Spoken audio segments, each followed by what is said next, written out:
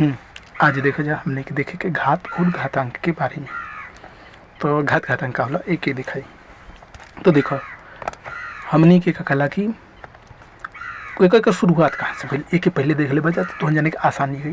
तो एक शुरुआत भइल ना, जैसे हम हई हमरा निहन आदमी कैले रहन घात और घातांक चीज़ के शुरुआत। कैसे देखो हम कोनो भी चीज़ वीडियो ही बना खोला इकट्ठे कम से कम 1 घंटा के वीडियो बनैले बने, लेकिन बना के हम रोज़ 2-2, 3-3, 4-4 घंटा के बना सके ना। जैसे टीचर लेक्चर लेवेलन क्लास में जाके, लेकिन हम थक जाए ना। जैसे हम कल कोनो क्लास में टीचर ना है, मतलब कोनो स्कूल में ना पढ़ाई ना, हम इंटरनेट पर आए ना, कैसे एक बार बता देनी तो वो हमेशा रहो, मतलब कि कोई भी देखल चाहो तो बाद में देख ले। तो अब मतलब थक जाए ना, आलसी आदमी है। तो आलसी आदमी जितना रहलन, मैथ के अधिकतर आदमी जितना होलन आलसी होलन, सोचलन कि कम से कम में हो जाए। यही से मैथ बहुत जाने के कठिन लगेला। तो यही कारण लगेला खास कि मैथ के बनाए वाला आदमी आलसी रहलन। और आलसी रहे के कारण मतलब कि कोनो चीज़ लिखल ना चाहेलन, तो वे कहला कि सिंबल के द्वारा दर्शा सकलन। लेकिन सिंबल के जो बनैलस वो तो आसानी से समझ गए कि हाँ ये चीज़ के ही सिंबल हम बनैले बनी। तो लेकिन दूसर कोई ना समझ पाई। जैसे देखो अगर हई ऐसे हम खींच ले बनी तो हमके खींचे में तो आसानी बा, हम तो आसानी से एक खींच देनी। लेकिन दूसर कोई ऐसी चीज़ के खींचे की कोशिश करी तो बहुत मुश्किल हुई। बहुत मुश्किल का सेम खींचिए ना पाई कभी भी, ऐसे खींचते रह जाए लेकिन सेम चीज़ ना खींच पाई, वैसे ही चीज़ हो गई। अब आलसी आदमी क्या करला ना, ऐसे खींच दिया ना, एक बाद डिटेल से कुछ बताइए ना तो फिर दिक्कत होता रहेला। तो ऐसे डिटेल में जाने की कोशिश कर करा। देखो शुरुआत देखो कहाँ से पहले। तो देखो हमने की शुरुआत करनी जब पहले जोड़ के, मतलब जोड़ मतलब क्या होला, जैसे 2 + 3। तो इमी का करनी जा कोनो चीज़ 2 बा, कोनो चीज़ 3 बा, तो 2 + 3 यानी 5 हो गई ना। यही से समझ लें जा कोनो चीज़ 2 बा, कोनो चीज़ 3 बा, ये दोनों के आपस में मिला देबा तो कुल 5 चीज़ बन जाए। तो ये मिलावे वाला चीज़ के ही जोड़ कहल गई। यानी जोड़ मतलब हो गई मिलाना, और घटाना मतलब हो गई कम करना। जैसे 3 चीज़ कोनो चीज़ बा, कोनो गो 3 गो बा मान लो, और उम्मीद से 3 गो बा, उम्मीद से 2 गो हमके कम करे के बा, काटे के बा, तो वही 3 - 2। तो हमने के कगो बचल 1 गो बचल, तो वही 3 - 2 1, यानी घटाना बराबर कम करना। ठीक। अब देखो इतना तक तो ठीक रहे, लेकिन आदमी थक गए जोड़ करत आ घटाना करत, लेकिन थकलन कम ना चीज़ में, जहाँ एक के संख्या के कई बार, जैसे मान लो 2 बा तो 2 के कई बार जोड़ करे पड़ जाते रहे। जैसे हम 2 गो का कला की लड्डू 10 आदमी में बटनी, 1 2 3 4 5 6 7 8 9 10 आदमी बटनी ना। हमनी के कुल क गो लड्डू बटनी जा, अगर एके देखे के रही तो कुल कितना आई 20 आई ना। तो यही के अगर यही चीज़ के मतलब ऐसे ही हमनी के हो जाते रहे 3, जैसे 3 गो कोनो चीज़ बांटे के बाद 3 गो कॉलम बांटे के बाद क आदमी में 5 आदमी में, तो 3 + 3 + 3 5 बार करबा, 2 2 4 5, हर एक आदमी के 3 कॉलम बांटा जीबा, तो वो 3 कॉलम जोड़े चल जाई। तो कुल कितना कॉलम भइल, तो वे 3 + 3 6 9 12 15 कॉलम बटनी जा यही हिसाब से। तो देखो यही के 60 फार्म में हमने के गुड़ा लिए नहीं जा, तो गुड़ा में हमने के एक टेबल बना देनी जा, ओके याद करवा देनी जा लेकिन से। एक बाद का कला की वही से हमने को गुड़ा करे के विधि तो जाने का पता हो, लेकिन घूम फिर के ये हुई। देखो यहाँ 10 बार 2 के गुड़ा भइल, यानी यहाँ सिंपल कर सकलो 2 × 10, मतलब 10 के पहले लिख दिया ये भाषा में लिखा जाला, या कुछ लिख सकलो गुड़ा में क्रम से फर्क न पड़े, तो 10 × 2 कर सकला, यानी 20 आ जाए वही चीज़। और यहाँ देखो 5 बार गुड़ा होता 3 के, तो वही 5 × 3 यानी 3 के 5 बार गुड़ा होता, एक ऐसे भी कर सकेला। तो 5 × 3 एक ऐसे निकाला 5 बार 3, अधिकतर अंग्रेजी में गुड़ा के ना 5 × 3 भी कह सकेलन, या 5 × 3 बोल देवेलन, मतलब 5 बार 3, तो ऐसे भी बोलल जाला अंग्रेजी में। अगर बात करो तो बता देख लो को जो इंग्लिश मीडियम को वो समझत हुई, जैसे कि 10 × 2 या 2 × 10 ऐसे कह सकेला, तो वह कला 20 के बराबर आई। तो ये 5 × 3 कह सकेला, मतलब 5 बार 3, तो 5 बार 3 यानी वह 5 बार 3 के जोड़ा, तो वह 5 बार 3 मतलब 5 और 3 के गुड़ा के बराबर है, मतलब 5 बार 3 जोड़बा तो वह 5 × 3 के बराबर है, मतलब हाँ वह समझ जा। तो वही आदमी थक जाता रहलन, तो ये करता हर एक चीज़ में। देखो कोनो भी संख्या के बाद तो अगर कला कई बार जोड़ करता हो तो वहाँ गुड़ा कर सकेला। देख तू जाने कभी भी ध्यान दे जा, तो देखा जा कभी भी तो जाने जहाँ भी गुड़ा के यूज करत हो बजा वहाँ देखा जाए कि जोड़ कर सकत रहल जा कि ना कर सकेला जा। जैसे भी पैसा वैसा के या हिसाब करत हो या कभी भी कहीं भी हिसाब करत हो, वहाँ जहाँ जोड़ करता हो वहाँ मतलब जहाँ गुड़ा करता हो वहाँ जोड़ कर सकेला, कोनो दिक्कत ना हो। तो वे कई बार जोड़ के ही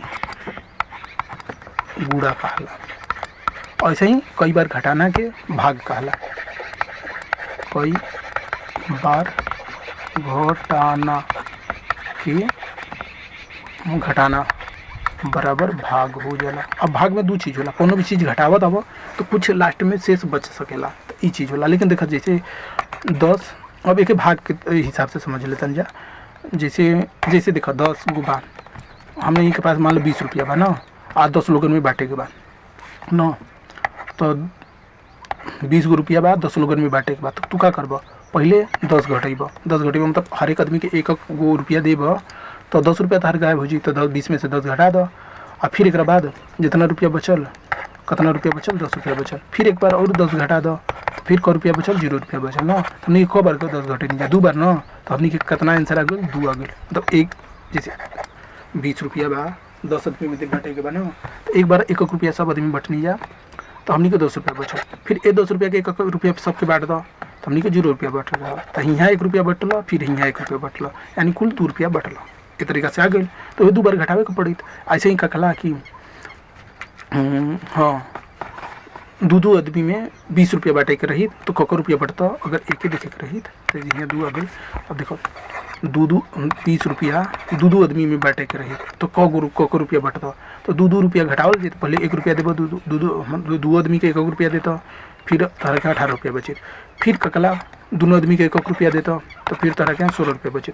फिर 2 आदमी के 1 रुपया देता, तो तरह के यहाँ 1 रुपया बचे, 14 रुपया बचे। फिर 2 आदमी के 1 रुपया देता, तो तुहन जाने के हम 12 रुपया बचित। फिर 2 आदमी के 1 रुपया देता, तो फिर कितना बचित, 10 रुपया बचित ना। फिर 2 आदमी के 2 रुपया देता, तो ककला 8 रुपया बचित, 10 बचित यार यहाँ। फिर दोनों के 2 देता, तो यहाँ एक मतलब 1 रुपया और देता, 2 आदमी के 1 रुपया और देता, तो 8 बचित। फिर 2 आदमी के 1 रुपया और देता, तो 6 बचित। फिर 2 आदमी के 1 रुपया और देता, 2 रुपया और कम हो जाए, तो 4 बचित। फिर 2 आदमी के 1 रुपया देता, तो 2 बचित। फिर 2 आदमी के 1 रुपया देता, तो 1 बचित। फिर 0 आ जाए ना। ये कुल क आदमी में बढ़ता, क रुपया बढ़ता, 1 रुपया, 2 रुपया, 3 रुपया, 4 रुपया, 5 रुपया, 6 रुपया, 7 रुपया, 8 रुपया, 9 रुपया, 10 रुपया, तो ये 10 रुपया आ जाए। मतलब 20 रुपया अगर 2 आदमी बटवा, तो 10 रुपया बटवा। तो यही हिसाब से देखा था ना, 2 आदमी बांटे करे, तो 2 बार 2 आदमी के 1 रुपया देल चालू करब, 1 बार 1 रुपया देव, फिर 1 रुपया देव, फिर 1 रुपया देव, फिर 1 रुपया देव, तो ऐसे ही चल कर। तो मतलब 2 के कई बार घटावे के पड़त रहे, आ जो बार घटावे के पड़त रहे उहे उतने भागफल भाग दिला पर मानावेला। देखो जैसे एक डायरेक्ट ऐसे भी कह सकल हवा 20 भागे 2, ये आ यहाँ कह सकत रहल हवा 20 भागे 10। ठीक सिंपल। अब यहाँ देखो अगर शेष ओसो आवेला उम्मी का करे के रही, तो यहाँ मान लो 20 के जगह 1 रुपया एक्स्ट्रा रही, तो यहाँ 1 रुपया जीत 11 आ जाइत, यहाँ 1 आ जाइत शेष ना। तो ये यहाँ 21 रहित भागे 10 रहित, तो ये 2 आइत और शेष 1 आ जाइत। ठीक। और यहाँ मान लो 21 रहित, तो 1 रुपया लास्ट में हर एक में 1 रुपया हिसाब में 1 रुपया बढ़ल करी, लास्ट में 1 रुपया एक्स्ट्रा आ जाए, तो 21 भागे 2 करता, तो मतलब 21 में से 2 घटावल करता, तो लास्ट में वही 1 रुपया बच जाइत, तो वही 10 आदमी बढ़ता, तो 1 रुपया बच जाए, तो वही 1 शेष हो जाए। ये हिसाब से काम करला। तो ये तो हो कई बार घटाना के भाग होला, और कई बार जोड़ के गुणा होला। और जोड़ मतलब मिलाना होला। देखो गणित की शुरुआत कहाँ से करनी जा, जोड़ और घटाना से। तो कई बार जोड़ के गुणा बना देनी जा, और कई बार घटाना के भाग बना देवे। खास के हमने के थक जाता रहनी जा यार, ऐसे देखो तो ऐसे हिसाब करे पड़ला सिंपल। आ यहाँ सिंपल 20 भागे 2 कर देनी जा, 10 आ गई। हेमी हई 3 बार घटावे के पड़ला, यहाँ 20 भागे 10 2 आ गई। हई सब घटावे के रही, तो इहो उतना का बार करे पड़ी। ऐसे ही यहाँ कई बार जोड़ करे के रहे, तो सिंपल यहाँ गुणा कर दो। 2 के 10 बार जोड़े के बाद, तो 10 गुड़ी 2 कर दो 20। और 3 के 5 बार जोड़े के बाद, तो 5 गुड़ी 3 कर दो, अरे 3 गुड़ी 5 कर दो 15। सिंपल। ये तो ये हो गई। लेकिन हमने के शुरुआत का देखनी है घात और घातांक बदे, जोड़ घटाना बदे ना, लेकिन एक मतलब समझे के पड़े।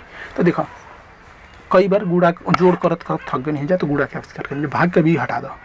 देखो जोड़ रहे मतलब मिलाना, कई चीज़ के मिलई बा उहे जोड़ आए। लेकिन हाँ अगर एक ही चीज़ के कई बार मिलावे के रहे, तो ओके गुड़ा से भी कर सकला। लेकिन एक के चीज़ के यहाँ ध्यान दो, एक के चीज़ के जैसे यहाँ भागो रहे, तो एक के चीज़ के कई बार 2 के कई बार घटावल जाता रहे, या यहाँ 10 के कई बार घटावल जाता रहे। एक के चीज़ के कई बार घटावे पड़ता रहे, या एक के चीज़ के कई बार जोड़े के बाद, तो वही के बोलते गुड़ा के आविष्कार करनी जा।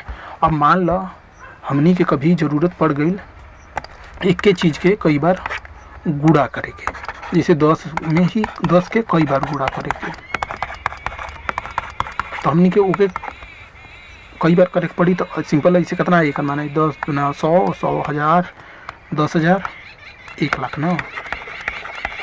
कई बार 2 2 4 5 बार के नहीं, 1 2 3 4 5 5 बार के नहीं जाए एक जरूरत पड़ेला, जैसे कहीं दहाई सैकड़ा हज़ार 10,000 जितना होला तो हर बार 10 गुना बढ़ल कर लेना, कि 10 अंक होला तो 10 गुना बढ़त रहेला। तो 10 अंक के संख्या 20 अंक के संख्या अगर देखे कोई, अगर 20 अंक की संख्या बनावे कोई तो ओकर मान जाना तो कितना आई 10 गुणित 10 गुणित 10 गुणित 10, ऐसे ही 20 बार है, 20 बार करे पड़ी। तो वह जितना मान आई उतने के बराबर है। काहे से कि हमने के जीरो से लेके कुल गणित में 1 2 3 4 5 6 7 8 9 जीरो से लेके 9 तक कुल 10 अंक होला, मतलब 1 से लेके 9 तक 9 अंक बा, लेकिन जीरो भी जोड़ देबो तो 10 अंक हो जाला, 10 अंक होला। आ 10 अंक से मिलकर पूरा संख्या बनावल जाला।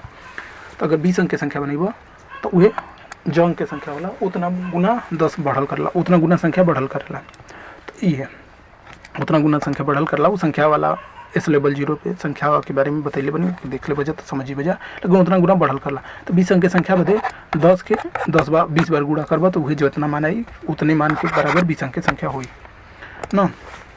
तो ये हो गई। लेकिन यही चीज़ के हई जो कैसे लिखनी है, यही चीज़ के शार्ट फॉर्म में लिखे के तरीका खोजे के पड़ी ना, यूँ लिखे में बड़ा हो गई।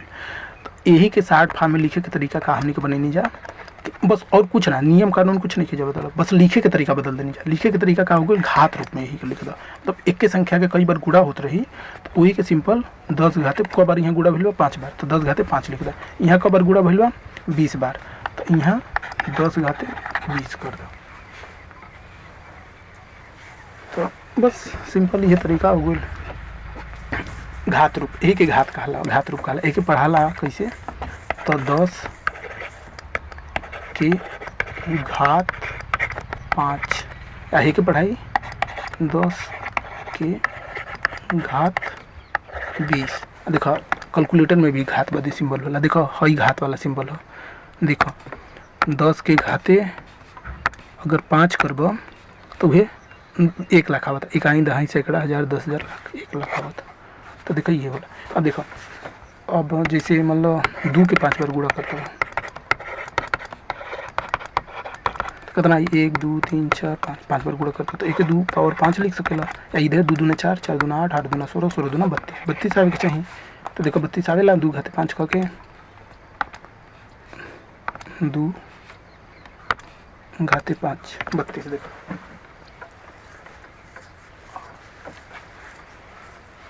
तो तुम जाने समझ के ले जा घात, घात यही चीज होला। अब देखो घात तो समझ में आ गया। अभी हमें देखो 2 के मान लो 3 बार गुणा रहे थे, तो 2 दूना 4 4 गुणित 2 यानी 8 8 आवे के चाहिए, यानी 2 आ ई हुई क के बराबर 2 घाते 3 के बराबर। तो देखो इतना आवता, तो 2 घाते 3 बराबर देखा 8 आ गए। तो मतलब समझ गए ना, घात उहे होला। ये तो हे वाला सिंबल से डरिया मत कैलकुलेटर में जब भी देखिए, तो ऐसे ये चीज़ होला, कई बार गुणा होला वही चीज़ के। तो बस एक अलावा घात के मतलब और कुछ ना होला। एक पावर अंग्रेजी में कहला, जैसे एक अंग्रेजी में अगर लिखे कोशिश करबो तो 10 पावर 2 और 20 कह सकेला, 20 आहे के कह सकेला 10 पावर 5, आहे के कह सकेला 2 पावर 3 पावर बोल सकेला, या एक एक्सपोनेंट, घात के एक्सपोनेंट अंग्रेजी में कहल जाला। तो ये तरीका से हो सकेला, या 10 रेज पावर ऐसे बोला जाला, मतलब वही मतलब सिंपल याद 10 2 घाते हिंदी में सीखा 2 घाते 3 सिंपल, या 10 2 पावर 3 मतलब हिंदी में बोला जाला, अंग्रेजी में बोला जाला 2 पावर 3 पावर बोला जाला घात के डायरेक्ट। अंग्रेजी में एक्सपोनेंट हो के कहला वो है। तो ये चीज़ तो ये हो गई। अब देखो हाँ अब देखो तो ये तो घात हो गई। घात मतलब समझ लो घात रूप होला, और घातांक का कहा। अब घातांक को तो जाने के बाद देखो यहाँ है जो 3 बा, यहाँ है जो 3 बा ना, ये घातांक हो गई। घातांक, घातांक मतलब घात वाक्य अंक। तो घात के अंक यहाँ कितना बा 3 हो गई। यहाँ है 20 जो बा 20, ये घातांक हो गया। घातांक मतलब 20 के घातांक का है, आहे के घात रूप का है। घात एक रूप है संख्या के, मतलब दर्शावे के, कई बार गुणा के दर्शावे के एक रूप है। आ उन्हीं जो ना अंक के से दर्शावल जाला घात के, ओके घातांक कहल जाला। जो ना अंक से दर्शावल जाला घात के अंक। घातांक मतलब हो गई घात के अंक। तो ये घात कौना अंक से दर्शावल जाता, तो यहाँ जैसे 5 से दर्शावल जाता, तो ये एक संख्या से दर्शावल जाता, लेकिन यहाँ अंक शब्द के यूज यहाँ तो बहुत शब्द होला। तो यहाँ 5 हो गई घातांक। और है कि आधार कहल जाला, इहो ध्यान दियो। आधार बेस, आधार के ही कई बार गुणा होला ये चीज। अब देखो घातांक के कुछ सूत्र होला, हिलत कह देबा। घातांक के कुछ सूत्र होला, तो देखो हम सूत्र लिखल जाता नहीं, ओके बताइयो दिल चाहता नहीं, आसान होला यार। पहला सूत्र होला, अगर कोनो संख्या ए बा ओकरा पावर यम बा, मतलब ए के घाते यम बा, आ गुणित ए के घाते यन भी बा, तो एकर मान आवेला ए के घाते यम प्लस यन। घात जुड़ जाला, मतलब घात के गुणा में घात जुड़ जाला। जानते हो काहे बदे? देखो ये 3 के यही 2 के पावर के से उदाहरण ला। जैसे यहाँ 2 के पावर 3 समझ लबा, गुणित 2 के पावर 2 बा, तो यहाँ 2 के पावर नियम के हिसाब से 5 होए के चाहिए। अरे 3 + 2 एक चाहिए, 3 + 2 और 3 + 2 कितना आवेला? अरे 3 + 2 5 होगा। तो ये देखो कैसे आई। तो हेकर मतलब का हुई 2 घाते 3 के मतलब 2 के 3 बार गुणा, ठीक। और हई गुणा यहाँ लिख दो, आ 2 घाते 2 के मतलब 2 के 2 बार गुणा। अब देखो अगे एक हटा देबो, यहाँ ध्यान दो, 2 घाते 2 के मतलब 2 के 2 बार गुणा, 2 घाते 3 के मतलब 2 के 3 बार गुणा। आ एकर आपस में गुणा बा, यानी यहाँ गुणा कर देबो। तो यहाँ अगर गुणा लगा देबो, मान लो यहाँ है गुणा, यहाँ लगा आ जाई, तो ध्यान दो 2 घाते 3 कितना के बराबर, 2 घाते 2 कितना के बराबर। अब ध्यान दो, अब ये संख्या के घात रूप में लिखे की कोशिश करबो, तो का लिखबो? 2 के कबर गुणा होता 5 बार, 3 और 2 बार, आ 3 और 2 के मिला देबो, यहाँ मिलते मार गुणा कास के गुणा बा, घात मतलब गुणा वाला। आ यहाँ गुणा भी बीच, घात के बाद गुणा लगल बा, यानी ये दोनों घात आपस में मिल जाई, कास की 3 और 2 5 हो जाई। तो ये 3 + 2 यानी 5 बार गई। तो ये समझ गए जना, सिंपल। तब यहाँ 3 के 2 बार गुणा होता, यहाँ 3 के 2 बार गुणा, अरे 2 के 3 बार होता, 2 के 2 बार होता, यानी 2 के कुल 3 और 2 यानी 5 बार होता, 3 + 2 5 बार गुणा होता। तो ये तरीका से समझ गए जना, मतलब कि यहाँ देखो एक ही बार गुणा होता, गुणित एक ही बार गुणा होता, यहाँ एक ही बार गुणा होता, यहाँ एक ही बार गुणा होता। एक आपस में गुणा करे के बाद एक कुल m + n बार गुणा करे के बाद, ये का मतलब हो गई कि एक ही m + n बार गुणा हुई आंसर में आई। तो ये चीज़ समझ गए जा। यही तरीका से अब दूसरा नियम पे आओ, तो दूसरा नियम होला ए के पावर यम बा, आ के पावर यन बा, तो एकर माना जी ए के पावर यम गुणित यन। ये देखो कैसे आई, तो ये सिंपल है तरीका से आई। जैसे 2 के पावर 3 बा, के पावर 2 बा, तो एकर मान आवे के चाहिए 2 के पावर 3 गुणित 2 यानी 6 सूत्र के हिसाब से। अब देखो नॉर्मल परिभाषा के हिसाब से 2 के पावर 3 के पावर 2 बा ना, तो यानी 2 के पावर 3 के पावर 2 बा, यानी 2 के पावर 3 के 2 बार गुणा होता, ठीक।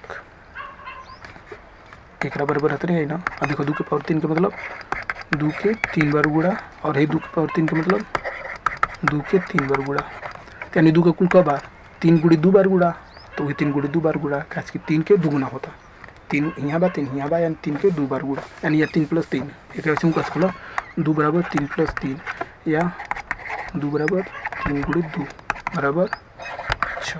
कैसे हूँ देखा घूम फिर के हुआ, मतलब कि देखो 2 पावर 3 के 2 घात बा, यानी 2 पावर 3 के यानी घात 3 के 2 के 3 बार गुणा होता, और वो चीज़ के 2 बार गुणा होता, तो वो चीज़ के यानी 3 बार गुणा के 2 बार गुणा होता, यानी 3 गुणित 2 और होता, तो 3 गुणित 2 यानी 2 के 6 बार गुणा होता।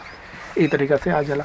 और देखो एक चीज़ और होला, छोड़ भी नियम देख लो, नहीं तो अगर ये छोड़ दें तो दिक्कत हो जाए। तीसरा नियम आवा, a के पावर 0 बराबर 1 आई। जैसे भी कोनो भी संख्या के पावर 2 के पावर 0 बा तो ओकर मान 1 आई, या 3 के पावर 0 बा तो ओकर मान 1 आई। तो देखो एक कैसे देख सकेला, तो देखो 2 के पावर 1 रही तो एकर मान आई 2, ठीक। 2 के पावर अरे 3 के पावर 2 रही तो एकर मान आई कितना 3। अब देखो 2 के पावर 2 रही तो कितना मान आई 2 गुणित 2, 2 के पावर और 3 के पावर, अरे 3 के पावर नहीं है 1 रही तो बताना 3 के पावर 2 रही तो 3 गुणित 3 आई। अब देखो ऐसे ही कहला अब 3 के मतलब 3 के पावर 2 रही तो 3 के 2 बार गुणा होता, अरे 2 के पावर, हाँ 3 के पावर 2 रही तो 3 के 2 बार गुणा होता, 3 के पावर 1 रही तो 3 के 1 बार गुणा होता, और 3 के पावर 0 रही तो 3 के 0 बार गुणा होता, यानी 3 के 1 बार गुणा नहीं होता। लेकिन गुणा के 1 बार नहीं हो तो वहाँ का आई 1 आई, काज 1 गुणा कैला से सेम वे संख्या बचेला। तो हमने के यहाँ कौन संख्या बची 1 बची, काज के 3 के यहाँ गुणा नहीं के भइल, 3 के यहाँ गुणा नहीं के भइल, यहाँ तो 1 गुणित में 1 कर सकेला ना, यहाँ गुणित में 1 कर सकेला, काज के 1 गुणा से फर्क ना पड़े। तो हर एक में तो 1 गुणा पहले ही से रहला, गुणित 3 गुणा में यहाँ तो 1 पहले ही से बा ना, बस एक लिखल ना जाला, लेकिन ध्यान दो यहाँ बा तो यहाँ 2 बार होता, यहाँ इतना बार होता तो उतनी माना होता ना। जैसे यहाँ हर एक में कह सकेला गुणित 1 बार, ऐसे ही। तो अब यहाँ 2 के गुणा नहीं होते, यानी 2 के गुणा नहीं हो तो कोई गायब कर देंगे जा, लेकिन 1 तो रहबे करी ना, काश 1 में तो कोनो संख्या के शुरुआत गुणा करे के शुरुआत कहाँ से करबा 1 में से करबा, काश 0 में भी कोनो 0 में कोनो संख्या के गुणा करबा, जैसे 3 गुणित 3 के ही करबा तो कितना 0 है। 0 से शुरू गुणा में 0 से शुरुआत ना कर जाला, गुणा में 1 से शुरुआत कर जाला, ये चीज़ ध्यान दो। काश गुणा के शुरुआत कहाँ से भइला, देखो जोड़ के शुरुआत भइल रहे ना, यही वीडियो हम बतले रहे हैं। हाँ जोड़ के शुरुआत भले मिलावे से, हाँ तो जोड़ में कह सकेला जोड़ के शुरुआत 0 से होला, काश कि 0 में ही कुछ मिलेगा, मतलब खाली चीज़ में ही कोनो मिलावे की कोशिश करबा ना। लेकिन गुणा का यूज होला, गुणा के यूज होला कई बार जोड़ में, कई बार जोड़ में। तो जोड़ जब भी शुरुआत करे जेब तो कोनो एक संख्या से करबा ना, तो कोनो एक संख्या से करबा, जैसे मतलब कि 2 के ही कई बार जोड़ करबा तो 2 के कम से कम 1 बार जोड़ तो रहबे करी ना, तो ये 1 से चालू होला जोड़ कर, अरे गुणा कर कम से कम 1 बार गुणा करबा, जैसे 2 के 1 बार गुणा करबा तो 2 के बराबर आई, तो यानी 2 के गुणा करबे ना कैला, कहे मतलब ये ना 2 के 2 में गुणा करबा तो वे 4 आवेला, यानी 2 के 2 बार जोड़ला ना, तो 1 बार से ज़्यादा बार जोड़े चालू करबा ना तो 1 से चालू होला गुणा, जोड़ 0 से चालू होला, काहे कि जोड़ मिलावे के काम आवेला, गुणा जोड़ के रूप होला, तो 1 से चालू होला। तो ये तरीका से कह सकला, मतलब कि या सिंपल गुणा के जौन अभी भी नियम जानत हो तो उम्मीद इतना तो जानत हो कि 1 गुणा कैला से कोनो फर्क ना पड़े, तो हर एक में 1 तो होबे करेला। तो यहाँ 2 के 2 घाते 2 मतलब 2 के 2 बार गुणा, तो 2 के 2 बार गुणा, बाकी 1 तो गुणा में होइए सकेला, यहाँ ऐसे हो सकेला 2 के 0 यानी 2 के गुणा भई भी ना कैल, तो 2 के गुणा ना भइल तो लिए 1 बच गेल, यही में 2 के गुणा नहीं के भइल साइन क्या है भगुल, ये तरीका से समझ गेला। तो कहे के मतलब 1 घाते 0 यानी बराबर 1 आ गई, ये चीज़ ध्यान दे, 1 घाते 0 बराबर 0 मत लिखिएगा। हाँ और 0 घाते, अब 0 घाते देखो एक चीज़ ध्यान दो, 0 घाते 0 करबा तो 1 मान हमने करना नहीं कर, ध्यान दो, देखो चौथा आ गया 0 घाते 1 या 0 घाते 2 करबा तो ये सब के मान आ जाए 0, काश कि 0 के कई बार गुणा करबा, जैसे 0 के मतलब 0 घाते 2 मतलब 0 के 2 बार गुणा करो, 0 के 2 बार गुणा कर लो, गुणित 1 मान लो एक्स्ट्रा बात बा, लेकिन एक मान 0 के कोनो संख्या में गुणा करबा तो 0 के आवेला तो 0 आएगा। हाँ लेकिन 0 पावर 0 हमें नहीं पता है, ये बारे में हमने कहना नहीं पता, 0 घाते 0 करना होला ये हमने कहना नहीं पता। देखो कैलकुलेटर में भी हम दिखा देता नहीं तो जरिए के ना विश्वास हुई तो 0 बा एकरा पावर 0 करो, अरे अरे एक आता है कैलकुलेटर, ई कैलकुलेटर एक बताता लेकिन बहुत से कैलकुलेटर ना बतावेला, तो यहाँ एक भी लिख सकेला साथ में। लेकिन अगर हम गूगल कैलकुलेटर की बात करें, हमारा क्या इंटरनेट नहीं, रुका इंटरनेट कनेक्ट करके देखे जाता का यार हमारा साथ होता।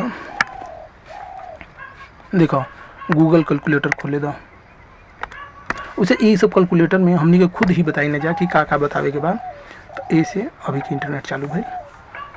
तो देखो गूगल कैलकुलेटर खुल गया, एमी अगर 0 के पावर 0 करे के तो कितना आंसर आई, इहो 1 आवा था, अच्छा 0 के पावर 0 1 आवा था। लेकिन अगर हमने के इंटरनेट पर सर्च करो, पहली बात था 0 पावर 0, हाँ देखो 0 पावर 0 अगर जीपीटी है AI से पूछबा तो AI का बताओ 0 पावर 0 शून्य की घात शून्य संदर्भ के आधार पर अलग अलग मान रख सकती है, इसे 1 के रूप में परिभाषित किया जा सकता है या इसे अनिश्चित रूप माना जा सकता है। देखो अनिश्चित भी माना जा सकेला, देखो 0 पावर 0 को अनिर्धारित माना जाता है, इसका प्रयोग अक्सर गणितीय विश्लेषण में किया जाता है, और 0 पावर 0 को 1 के रूप में परिभाषित किया जाता है। इस परिभाषा का प्रयोग बीजगणित और संयोजन विज्ञान में किया जाता है। देखो बीजगणित में और संयोजन विज्ञान में करवा, मतलब संयोजन विज्ञान कोनो चीज़ के हिंदी में हुई साइंस वाइंस में, तो वहाँ 1 रख सकेला। लेकिन हाँ लेकिन गणित के विश्लेषण में करबा ना या और जगह हो y को शून्य के निकट करने पर x y, तो वहाँ अनिर्धारित होला, ओकर मान कुछ भी आ सकेला, मतलब जीरो का जीरो पावर जीरो कभी एक आवेला कभी अनंत आ जाला, तो वो क्लियर ना रहे। तो एक देखो जैसे विकिपीडिया पोस्ट देखे के कोशिश करबा तो देखो 0 टू पावर 0 डिनोट मतलब ये एक कर सकेला। एक ग्राफ और कुछ बतैले बा यहाँ देखो हाँ एक ग्राफ देखो ही टाइप से आवेला, तो एक कई मान आ जाला ना, तो ऐसे थोड़ा झंझट हो जाला, एक बारे में पढ़ लिया जा तो अलग से सिचुएशन में अलग अलग मान आवेला। ई कन्फर्म मतलब नहीं क्या कैलकुलेटर के एगो जौन मान बता देल गेल बा, कैसे एडवांस कैलकुलेटर ना है, लेकिन हाँ एडवांस साइंटिफिक कैलकुलेटर रही ना, तो वहाँ के खला हमें नहीं पता है या एक दोनों हो सकेला, तो हम देखो दोनों लिख लेंगे ठीक। वहाँ ए आई तो दोनों ये बतैले से ना बतिया। अरे यार हमने के हई जो AI बतैला सा गूगल के AI ये बतैला सा देखो जब 0 पावर 0 एक होता है और कब ना होता है, तो हई पढ़ लिया कब कब एक होला कब कब ना होला, तो ये ठीक। हमने के यही हाँ अब देखो ई हो गया। अब पाँचवा नियम नया पेज बन जाए यार। पाँचवा नियम बाबा देखो a की पावर यम बटे a की पावर यन बा, तो ए के देखा का लिख सकेला, तो ए के हमनी के लिख सकें जा ए के पावर यम माइनस यन। ए के ऐसे देख सकेला सिंपल देखो ए के। अरे यार गाना बचला कल हमके दिक्कत हो गई, वीडियो बंद करे पड़ी, बंद करतन वीडियो नहीं तो कॉपीराइट आ जाला, थोड़ा यूट्यूब पर झंझट होला। दूसरा